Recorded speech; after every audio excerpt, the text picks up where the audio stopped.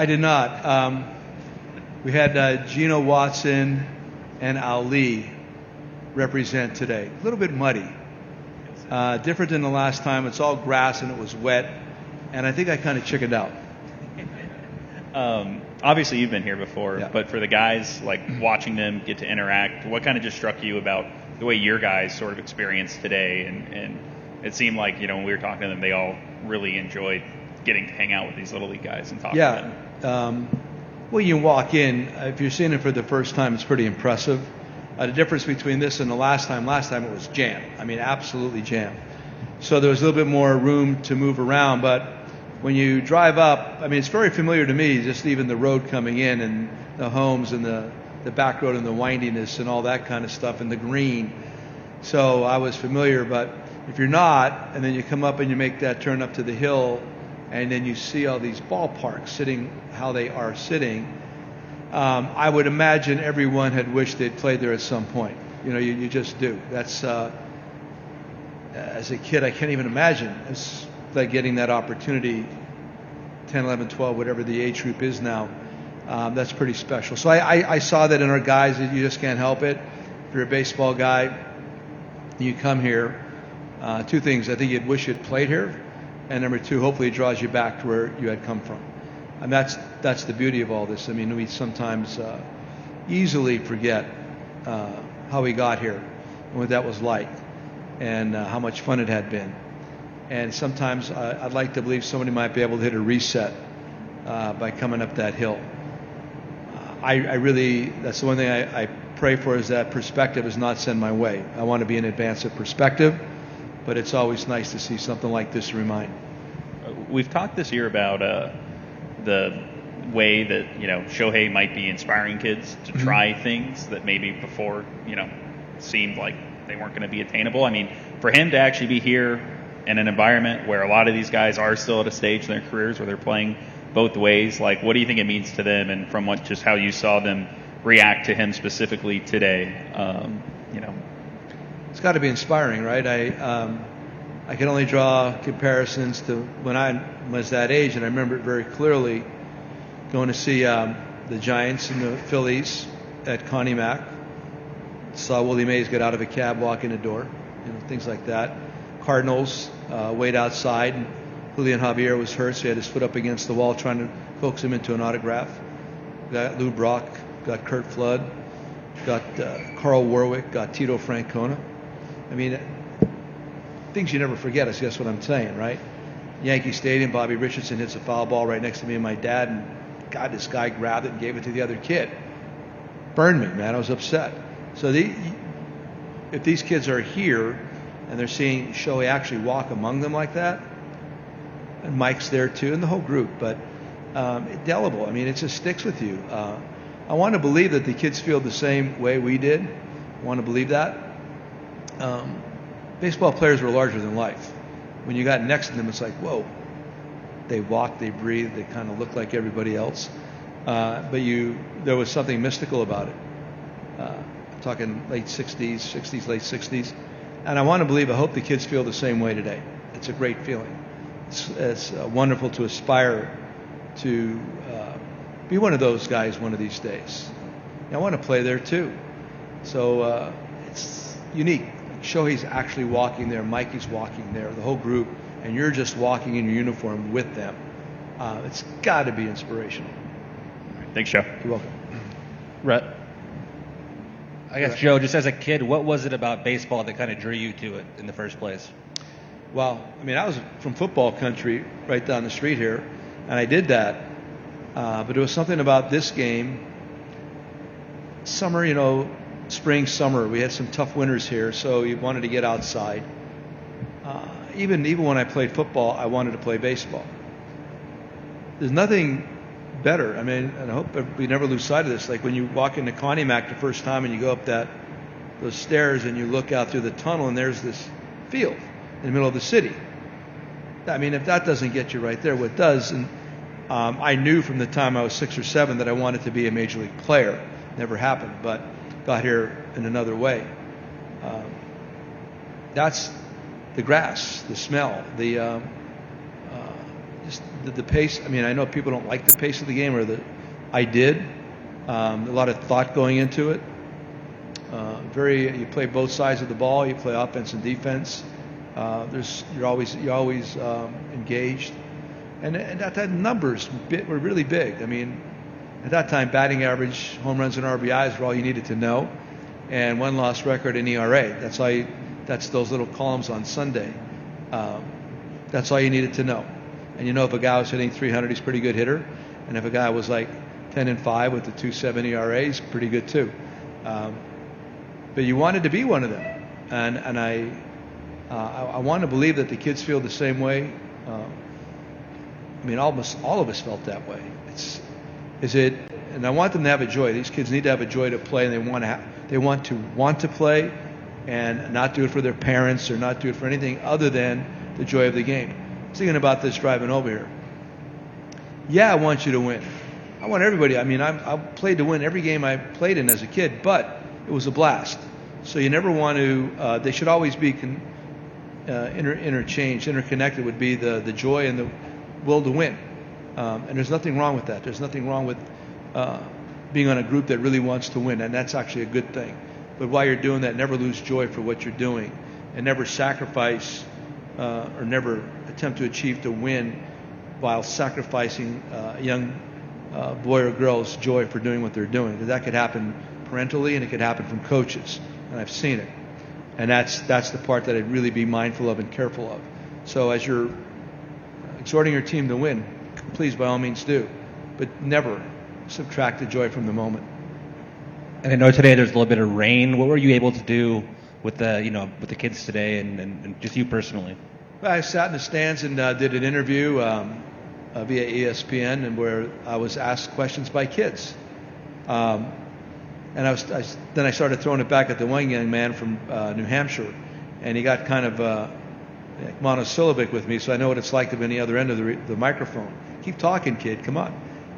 He was great. So we just talked about different things. Of course, they want to know about Shohei, and they want to know about Mike, and what it's like to be a manager, what's your favorite part of the day, and all that. Good stuff. All good stuff.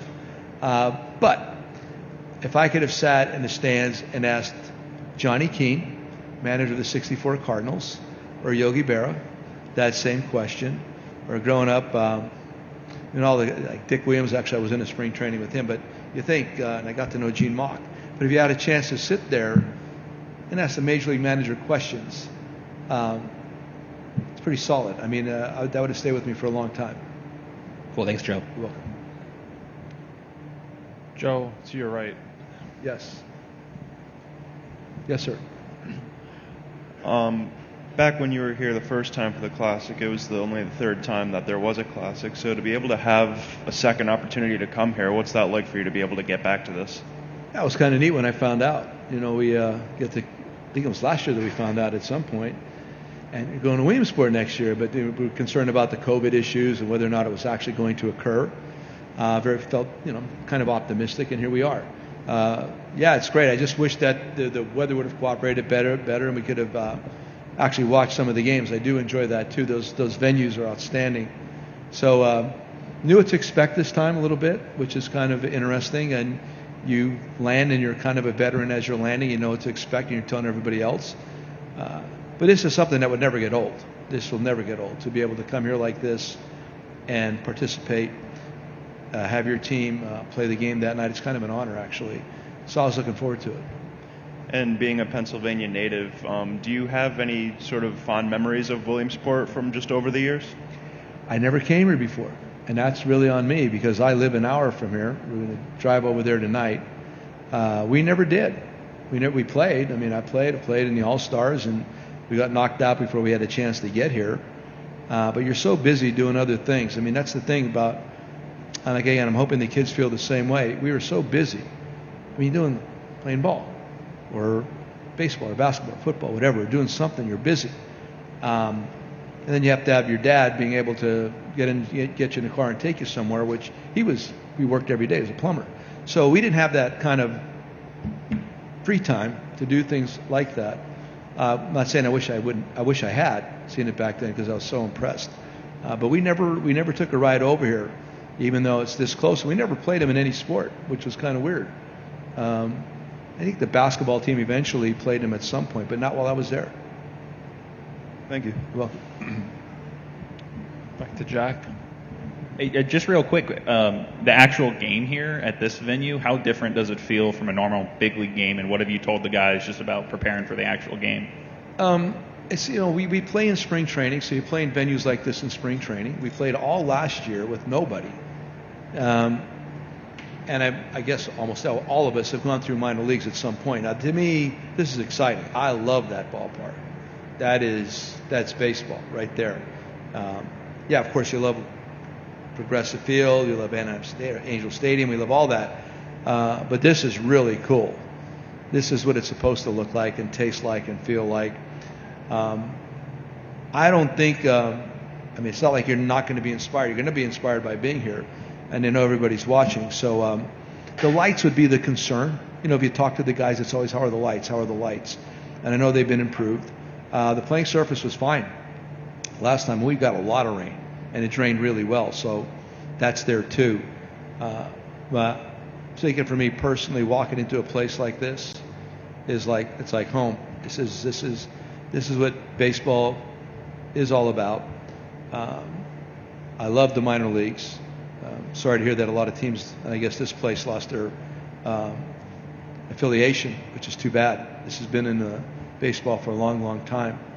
I would love to see another proliferation and build up of minor league baseball again regarding teams and access points, because after all, that's where you gain fans, and that's where people like me get opportunity. If you're just going to build it for superstar players or prospects, guys like me won't get that opportunity to back up Stanley Clyburn and Mike Martinson and all the dudes that I backed up and watched and learned in the bullpens and from different managers, and eventually become a scout and a minor league manager because of opportunity. That's the part of this that I don't think is broken down enough. Sometimes I think it's described as being, you have these places just for a few, chosen few that are going to eventually play in the big leagues, it's always been true. But then there is the group become managers and coaches and scouts, not only here but in colleges too, where they're really spreading the true gospel of how to play this game. This game is played with the heart, and it's played with the mind, and there's a lot of information to be gathered, and I'm into the information. But at the end of the day, if you stop nurturing the guys that know how to teach it and just rely on spreadsheets to play the game, it's going to become even more boring. Any last ones for Joe? Yes, sir. I'll get you back here. Hold on. How are you? Good to see you. Joe, so I guess my biggest question to what you said about the minor leagues is, how do you feel like the league as a whole could expand on that and, kind of bring more people involved getting them involved in the game and getting like younger kids involved in the game from the minor leagues up? Well, it starts with summer programs too.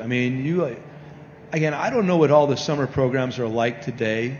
I would imagine it's a watered down version of what we had done. I don't know that, so I don't want to comment on something I don't know. But whatever you could possibly do to keep kids engaged, get them off the street, get them on a baseball field, I think is going to benefit everybody.